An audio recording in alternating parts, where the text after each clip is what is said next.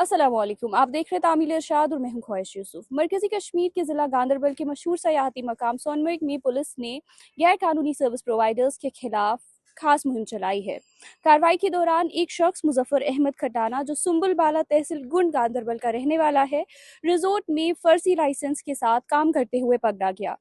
Police ने इस सिलसिले में पुलिस स्टेशन सोनमर्ग में FIR नंबर 4 साल 2026 दर्ज करके तहकीकात शुरू कर दी है। ऑफिशियल्स के मुताबिक इससे पहले भी चलाई गई कार्रवाइयों में 23 अनऑथराइज सर्विस प्रोवाइडर्स को गिरफ्तार करके उन पर टूरिस्ट ट्रेड एक्ट 1978 की खिलाफ वर्जी पर जुर्माना किया गया।